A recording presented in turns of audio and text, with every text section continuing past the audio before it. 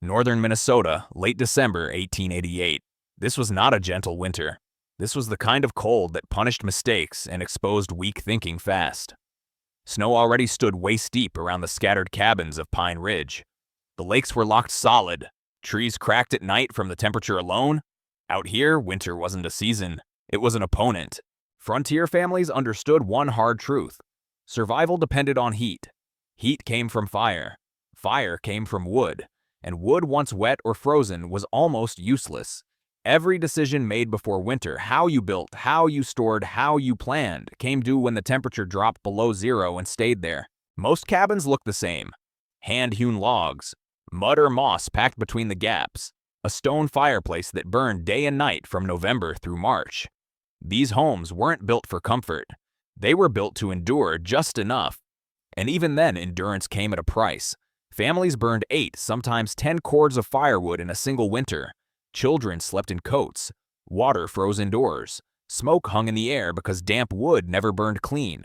Out here, there was no margin for waste. Lumber took weeks to cut and haul. Nails were expensive. Every board had a job. If you used more wood than necessary, people noticed. Waste wasn't just foolish, it was dangerous. Winter also stripped away pride. It didn't care how long you'd lived there, how many cabins you'd built, or what your neighbors thought of you. When a blizzard came, the only thing that mattered was whether your home could hold warmth and whether your firewood would burn when you needed it most. This was the world Olaf Henrikson stepped into. A place where tradition ruled because tradition had kept people alive mostly. A place where new ideas were met with suspicion, especially when they seemed to challenge hard-earned frontier wisdom. Pine Ridge wasn't unkind, but it was practical. If something looked unnecessary, it probably was. If something looked strange, it was likely wrong. That mindset had helped settlers survive for decades. But winter was about to reveal a flaw in that thinking, because in a land where everyone fought the cold, the same way one man was about to ask a different question. What if the real enemy wasn't the cold itself, but moisture exposure and wasted heat? And what if survival didn't require more firewood, but smarter protection of what you already had? Olaf Henrikson didn't look like a troublemaker. He wasn't loud. He didn't argue in public meetings. He didn't try to teach anyone how to live. That was part of why people underestimated him. He was a Norwegian immigrant in his early 40s, solidly built, quiet, deliberate. Before coming to Minnesota, he had spent nearly 15 years in Bergen working as a shipwright. Not a laborer, but a builder, someone trusted to understand how wood behaved under stress, moisture, salt air, and cold. Ships, unlike cabins, had no tolerance for trapped water or poor airflow. A single mistake could rot a hull from the inside out.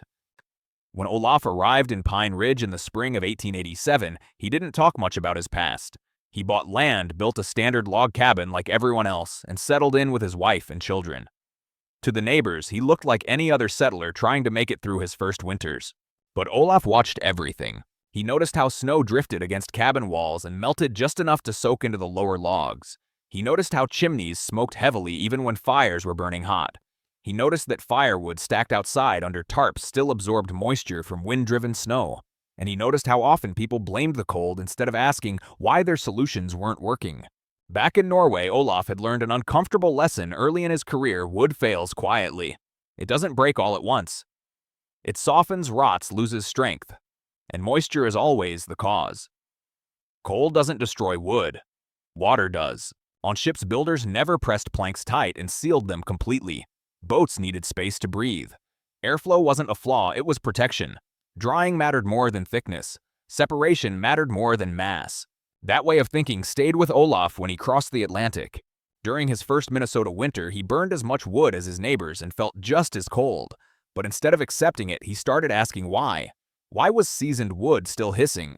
Why did frost form inside log joints? Why did cabins rot from the outside in? By the time winter ended, Olaf had reached a conclusion that ran against frontier habit. The problem wasn't that cabins were too simple. The problem was that they were built too tight in the wrong places and too exposed in the places that mattered most. And once he saw that he couldn't unsee it, what came next would make his neighbors laugh. But to Olaf, it wasn't a gamble. It was a correction. Frontier cabins in northern Minnesota followed a pattern for a reason. The design was familiar. It had crossed oceans and generations. Thick logs stacked tight. Gaps filled with mud clay or moss. A heavy stone fireplace anchored one wall. It looked solid. It looked warm. And to most settlers, it felt proven. But proven didn't mean efficient. These cabins were built to stop wind, not manage moisture. Builders focused on sealing every crack they could see, believing that tighter walls meant warmer homes. In reality, they were trapping damp air inside the structure. Every breath, every pot of boiling water, every wet coat added moisture to the interior. With nowhere to escape, that moisture settled into the logs themselves. During winter, the problem worsened. Warm air inside carried moisture toward the cold outer walls. There, it condensed and froze. Frost formed inside the logs, slowly breaking down fibers. When spring came, that frost melted and soaked deeper into the wood. Over time, rot followed. Cabins aged fast, even when they looked sturdy from the outside. Fireplaces were another weak point. Most settlers believed that more firewood meant more heat. But heat isn't just about flames, it's about retention. These cabins leaked warmth through wet logs, frozen seams, and unprotected foundations. Families fed fires constantly not to get warm, but just to keep from freezing. Then there was the firewood itself. Most households stored cordwood outdoors under lean-tos or tarps. Snow blew in from the sides. Rain soaked in during fall. By midwinter, even well-seasoned wood had absorbed enough moisture to burn poorly. Wet wood wasted heat, evaporating water before it could warm a room. It smoked.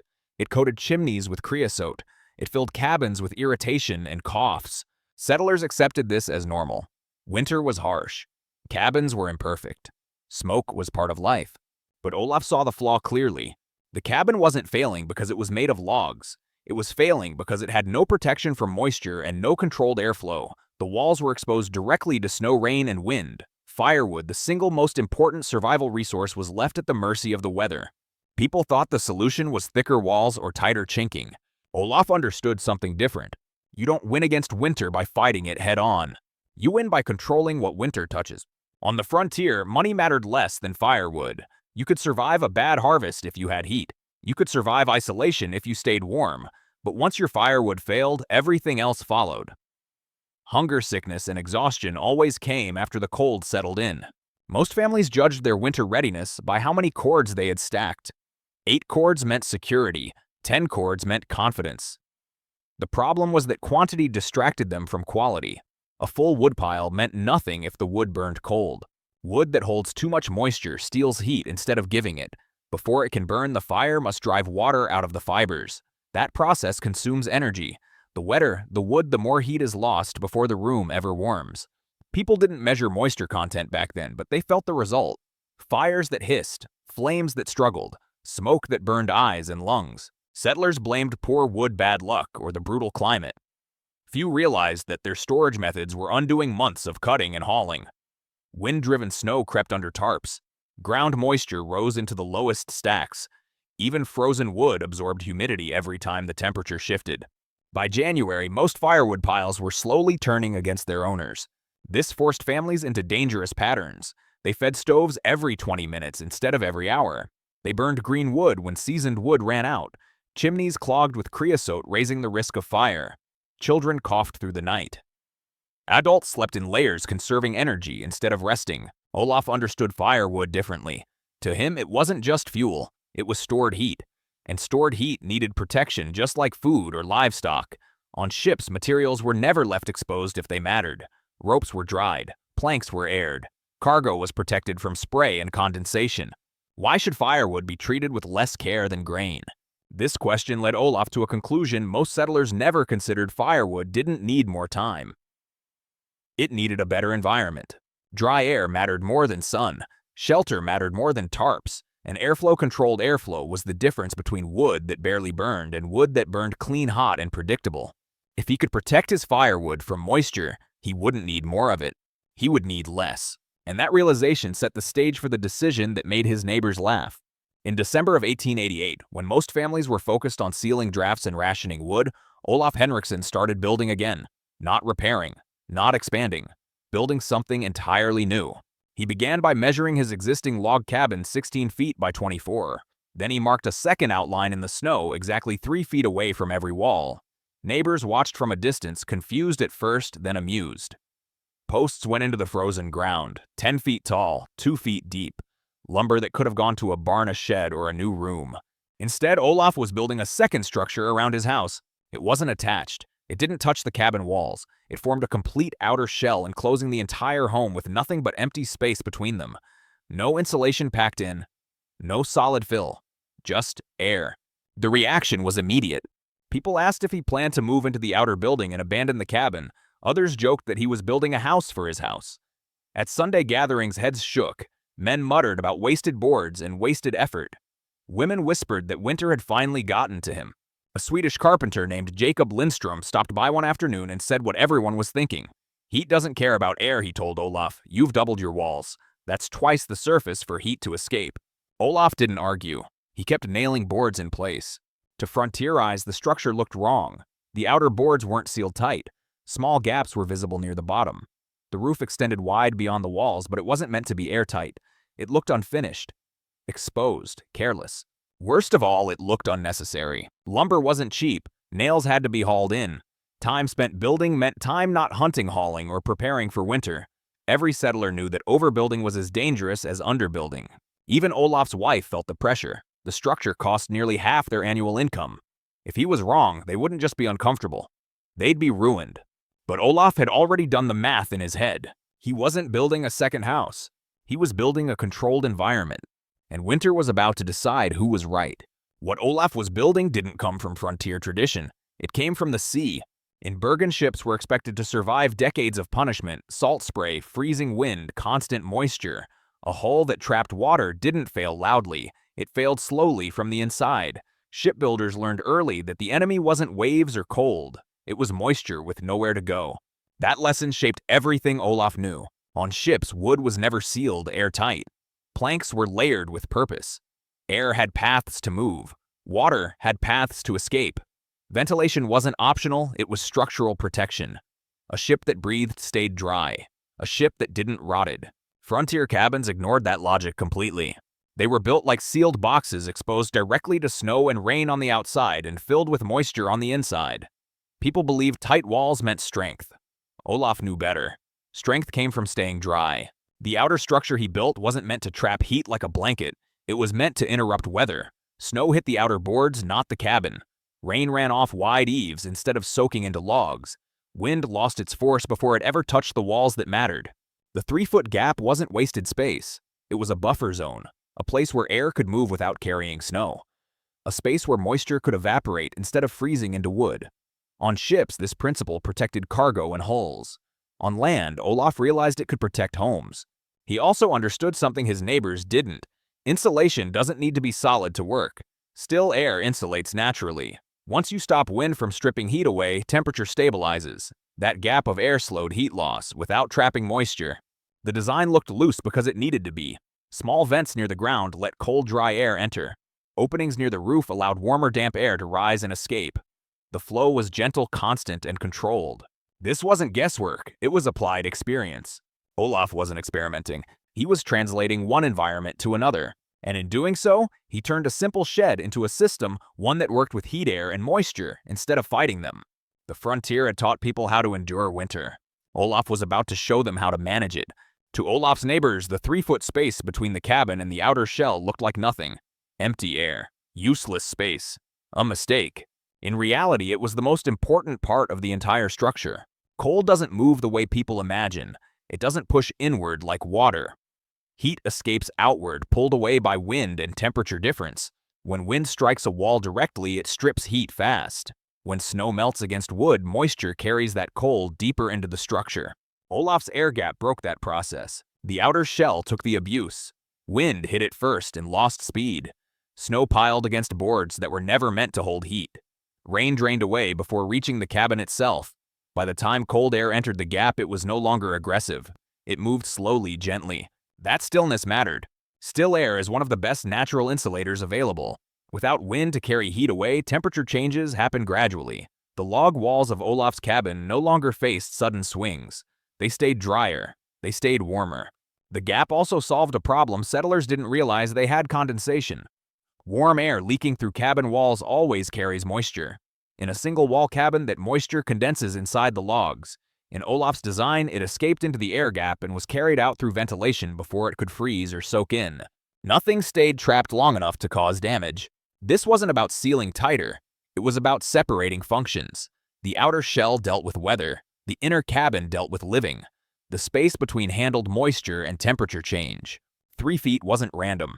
It allowed airflow without drafts. It allowed storage without blocking circulation. It allowed maintenance access. On ships, space between planks allowed inspection and drying. Olaf applied the same thinking here. From the outside, the structure looked crude. From a physics standpoint, it was elegant. Heat loss dropped sharply. Wall temperature stabilized. Moisture stopped accumulating where it could do harm. And Olaf hadn't added insulation chemicals or complexity. He had added distance. Distance between winter and the things winter destroys. The neighbors didn't see any of this yet. They only saw air. But winter was already moving in, and air used correctly was about to prove its value. The outer shell did more than protect the cabin walls. It changed how Olaf handled everything that kept his family alive. Once the structure was complete, he didn't leave the space empty. He filled it with purpose. Inside the 3-foot gap, Olaf began stacking firewood, not in loose piles and not flat on the ground. He stood each split log upright bark facing outward, arranged in clean rows with space between them. Air could move freely around every piece. Snow couldn't touch them. Rain couldn't reach them. Wind passed through without driving moisture in. This wasn't just storage, it was controlled drying. Most settlers thought wood seasoned once and stayed seasoned. Olaf knew that wasn't true. Wood constantly absorbs and releases moisture depending on its environment. Leave it exposed and winter undoes months of preparation. Shelter it properly and drying continues even in cold weather. The air gap created a stable microclimate. Cold, dry air entered low. Slightly warmer, moisture-laden air exited high. The flow was slow and steady. No condensation, no frost buildup, just gradual drying. Within weeks, Olaf's firewood felt different. Lighter, harder, clean. When struck together, pieces rang instead of thudding. This was fuel that burned the way it was supposed to. But firewood wasn't the only thing he stored there. Tools stopped rusting. Leather stayed flexible. Grain remained dry. Even spare clothing dried faster in that protected airflow than it ever had inside the cabin. The space became a workshop during storms, a repair area, a place to work without fighting wind or snow. What others saw as wasted lumber became the most useful part of the homestead. Frontier life punished inefficiency. Anything that served only one purpose was a liability. Olaf's design did the opposite. It stacked benefits, fuel protection, structural preservation, workspace, storage, all wrapped into a single decision. The neighbors still laughed. They didn't understand that Olaf wasn't just saving heat. He was protecting the systems that produced heat. And when winter finally showed its teeth, those systems would matter more than thick walls or big fires ever could. When Olaf finally lit his fire using wood stored inside the outer shell, the difference was immediate. There was no hissing, no steaming, no thick smoke rolling back into the room. The flames caught fast and burned bright, steady, and clean. That wasn't luck, it was physics. Wood burns well only when its moisture content is low. Below about 20%, most of the fire's energy goes into producing heat. Above that, a large portion of the heat is wasted boiling water out of the wood before it can burn. Wet wood turns a fireplace into a drying machine instead of a heater. Most settlers didn't know this in numbers, but they lived with the results. Fires that needed constant feeding. Chimneys that clogged with creosote. Cabins filled with smoke that burned eyes and lungs. Children coughing through the night. Adults waking up tired because the fire had gone cold again. Olaf's wood behaved differently because it lived differently. Stored in moving air, protected from snow and rain, his firewood continued to dry all winter. By January, it was lighter, harder, and cleaner than anything pulled from an outdoor pile. When burned, it released more heat per piece and produced far less smoke. That mattered in ways people didn't expect. Cleaner fires meant less creosote. Less creosote meant fewer chimney fires. Hotter fires meant fewer logs burned per day. Fewer logs burned meant less time outside hauling wood in dangerous conditions. And there was another benefit settlers rarely talked about: health. Smoke from damp wood carries fine particles that linger in closed spaces. In winter, cabins stayed sealed. Families breathed that air for months. Chronic coughs, burning throats, and chest infections were common. Olaf's cabin stayed clearer. The air felt lighter. The fire did its job without poisoning the room. Dry wood also burned predictably. Olaf could feed his fire every 45 minutes instead of every 20. He slept longer. He rested. His home held heat instead of bleeding it away. The neighbors still thought his shed was foolish. But what they didn't see was this: Olaf wasn't burning more wood. He was finally burning wood the right way. And when winter tightened its grip, that difference would separate comfort from survival. By Christmas, the shed around Olaf's cabin had become a topic of open ridicule. People didn't just doubt it, they resented it. On the frontier, conformity wasn't about comfort, it was about trust. When everyone built the same way, no one stood out. Standing out meant drawing attention to yourself, and attention could turn dangerous when survival depended on neighbors. At gatherings, men openly questioned Olaf's judgment.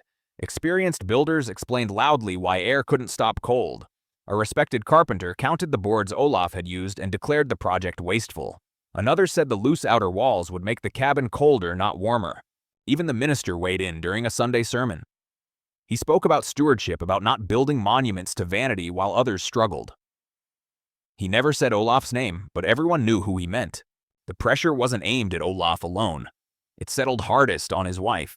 At quilting circles, conversation stopped when she sat down. Questions came wrapped in concern but sharpened by doubt. Wasn't she worried? Didn't she know how much lumber he'd spent? What would happen if the winter turned bad? She answered simply, winter would decide. Privately, doubt crept in. The structure had cost nearly half their yearly income. If Olaf was wrong, there would be no easy recovery. Firewood saved wouldn't matter if the house froze. Pride wouldn't matter if the children got sick. But Olaf didn't argue back. He didn't try to persuade anyone. He didn't defend his design. He prepared. He stacked more wood. He adjusted vents. He checked airflow after storms. He kept records temperatures wind how often he fed the fire. While others talked, Olaf measured. Social pressure can break people faster than cold. It isolates. It makes doubt louder than reason. Many settlers had abandoned good ideas before because ridicule felt heavier than risk. Olaf endured it quietly. He trusted observation over opinion. He trusted preparation over approval. And he trusted that when winter finally tested everyone equally, the truth wouldn't need explaining. It would be felt. January arrived without warning. The wind dropped suddenly, leaving an unnatural stillness over Pine Ridge. Old settlers noticed it right away. Quiet like that never lasted. It meant the cold was gathering strength. 2 days later, the storm hit. The temperature collapsed first, plunging far below zero. Then the wind came hard, constant, and merciless. Snow didn't fall straight down. It tore sideways across the settlement, driven by gusts strong enough to knock men off their feet. Visibility vanished. Doors froze shut. Chimneys roared like open furnaces. For 3 days, Pine Ridge was cut off from the world. Inside the cabins, families fought to keep fires alive. Wood disappeared at a frightening pace. Men dug tunnels through snow to reach outdoor wood piles. Logs came in, coated with ice. When thrown on the fire, they hissed and steamed, filling rooms with smoke but giving little heat. Cabin temperatures dropped into the low 50s, then the 40s. Children slept in coats. Hands shook while cooking. Water froze minutes after being drawn. Fires had to be fed every 20 minutes, day and night. No one rested. Everyone watched their woodpile shrink. In one home, a man ran out of seasoned wood entirely and began burning green logs. The fire smoldered. Smoke thickened. His youngest child developed a deep cough that wouldn't stop. This was winter deciding who had prepared and who hadn't. At Olaf's place, the storm sounded different. Outside the outer shell, the wind screamed. Inside the 3-foot gap, air moved, but it didn't rage. Snow piled against the outer boards, never touching the cabin itself. Olaf walked calmly into the gap and selected dry wood from neatly stacked rows. The logs felt light in his hands. Properly cured. He carried them inside and built his fire. It caught immediately. By morning, the cabin was warm enough to move without coats. By afternoon, it held steady near 70 degrees. The stone hearth absorbed heat and released it slowly. The fire needed attention less often. The house stayed calm while the storm tried to tear the world apart. Winter had made its judgment, and the verdict was clear. On the second day of the storm, during a brief break in the wind, Jacob Lindstrom forced his way through chest-deep snow toward Olaf's cabin. He wasn't coming to argue. He wasn't coming to joke. He was coming because something didn't add up. Jacob's own cabin was barely holding at 50 degrees. His fire had been burning nonstop. 2 cords of wood were already gone, and the rest was getting wetter every time he dragged it inside. His hands shook from the cold and from lack of sleep. When Olaf opened the door, the heat rolled out. Not a weak draft. Not a brief warmth that vanished when the door closed. Real heat, the kind that settles into your clothes and your bones. Jacob stepped inside and stopped moving. The room was calm. Olaf's wife was cooking without a coat. The children sat on the floor in ordinary clothes playing. The fire burned bright and steady, not roaring, not smoking. Beside the hearth sat a small, neat stack of dry wood. No panic pile, no frantic feeding. Jacob didn't speak at first. He didn't need to. How was all he managed? Olaf didn't lecture. He didn't explain theory, he pointed. He pointed to the firewood stacked in the outer gap. Dry. Protected. Ready. He pointed to the walls, no frost, no dampness, no ice creeping in. He pointed to the hearth that held heat instead of fighting loss. Dry wood burns hot, Olaf said. Hot fire needs less fuel. That was it. Jacob stood there doing the math in his head. He was feeding his fire twice as often and getting half the heat. He was burning wood to dry wood to burn wood. Olaf wasn't. The difference wasn't effort. It wasn't luck. It was design. When Jacob left, he didn't say anything to the others. Pride still held him back. But something had shifted. The numbers no longer favored tradition. The storm had exposed it. Warmth had become evidence. And once people feel the truth with their own skin, they don't forget it. The laughter around Pine Ridge grew quieter, because winter hadn't rewarded confidence. It had rewarded preparation. After the storm broke, Pine Ridge emerged into a landscape reshaped by cold and loss. Snow drifts reached roof lines. Lean-tos had collapsed. Wood piles were half gone, or worse, frozen solid and useless. The damage wasn't just visible, it was counted in sickness, exhaustion, and fear about the weeks still left before spring. Quietly, Jacob Lindstrom made a decision. 2 weeks after the blizzard, he went back to Olaf not as a critic, but as a carpenter.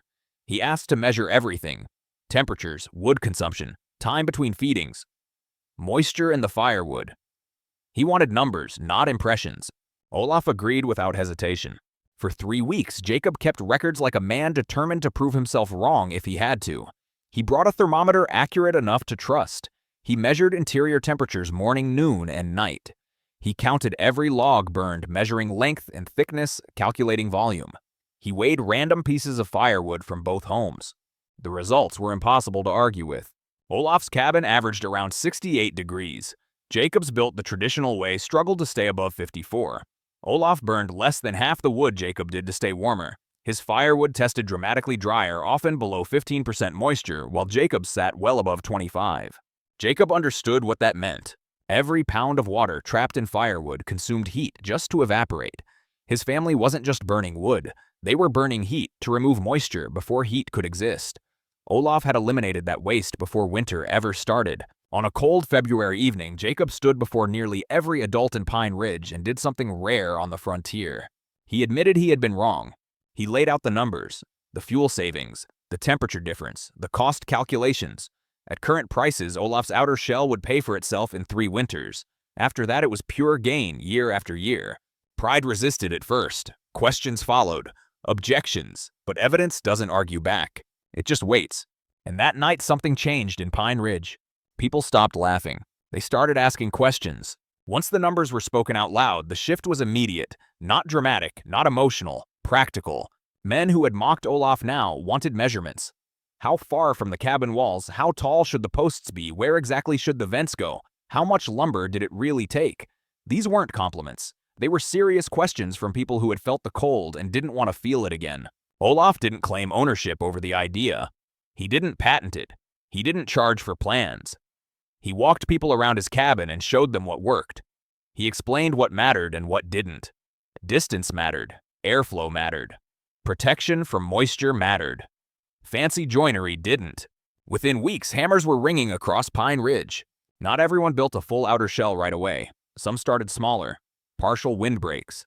Covered storage corridors attached to existing cabins. Firewood sheds placed tight against living walls, but separated just enough to allow airflow. Each variation followed the same logic: keep weather away. Let air move, keep fuel dry. What surprised many was how flexible the idea was. Larger families built wider gaps and used the space as winter work areas. Older settlers built narrow shells focused entirely on wood storage and wall protection. No two were identical, but all shared the same principles. Jacob Lindstrom became Olaf's strongest advocate. As a carpenter, his support carried weight. He began incorporating the double shell concept into new builds, adapting it to terrain budget and family size. His reputation spread faster than Olaf's quiet example ever could. By the next winter, the change was visible. Smoke hung less heavily over the settlement. Fewer families were hauling wood at night. Fires burned cleaner. Cabins stayed warmer with less effort. Something else changed too. People stopped seeing the structure as strange. It became normal, sensible, even obvious in hindsight. That's how good ideas often work. They look foolish until they work, then everyone wonders why they didn't think of them first. Pine Ridge didn't adopt a new invention. It adopted a better way of thinking. one that valued results over tradition, and winter rewarded it. Years later, engineers would give names to what Olaf had done. They would call it a ventilated facade, a rain screen, a thermal buffer. They would write papers and build models and run tests in controlled labs. Olaf didn't need any of that. He understood the principle because he had watched wood fail when moisture was trapped and watched it last when air could move. What he built in Pine Ridge wasn't primitive. It was precise, just expressed in simple materials. Modern buildings now use the same logic. Outer layers stop rain and wind. Inner layers hold heat. The space between manages moisture. When that space is missing, walls rot. Insulation fails and energy is wasted. When it exists, structures last longer and cost less to heat. Frontier settlers thought Olaf had added complexity. In truth, he had removed a problem. He separated functions instead of forcing one wall to do everything. The outer shell took punishment. The inner cabin stayed protected. The air gap did the quiet work no one noticed, drying, buffering, stabilizing. That was the real breakthrough. Not extra lumber, not thicker walls, but understanding that heat, air, and moisture must be managed together or not at all. By the early 1890s, versions of the shed house were appearing across nearby counties. Some were crude, some refined, but all shared the same core idea: winter could be managed without burning yourself into exhaustion. Olaf never called it an invention. When asked about it later, he shrugged. On ships, wood that can't breathe rots, he said. Houses are no different. Keep the wood dry. Let air move. The rest takes care of itself. That mindset was older than Minnesota, older than America. It came from places where survival depended on respecting materials instead of overpowering them. History didn't forget Olaf because he was wrong. It forgot him because he was quiet and because good ideas often get absorbed until no one remembers where they started. But the principle never disappeared. It simply waited to be rediscovered. And that leads to the final lesson his shed house still teaches today. The neighbors didn't stop laughing because Olaf convinced them. They stopped laughing because winter proved him right. That distinction matters. Frontier life didn't reward good intentions or strong opinions. It rewarded results, warmth, health, fuel left over when spring arrived, cabins that didn't rot from the inside out, children who slept through the night without coughing. Olaf's shed house wasn't about being clever. It was about paying attention. He watched how heat moved, how moisture behaved, and how small failures added up to big losses. He didn't fight winter with brute force. He stepped back and asked what winter actually did. The lesson is simple, and that's why it's easy to miss. Most problems aren't solved by adding more fuel, more material, more effort. They're solved by removing wasted heat, wasted motion, wasted assumptions. The men who mocked Olaf weren't ignorant. They were experienced. They were skilled. But experience can harden into habit, and habit resists questions. Olaf didn't disrespect tradition. He tested it. That's the core of frontier wisdom. Observe first, measure honestly, change only what fails. This story isn't really about a shed around a house. It's about humility, about letting evidence override pride, about understanding that unfamiliar doesn't mean foolish and that simple doesn't mean crude. Modern life hides these lessons behind technology.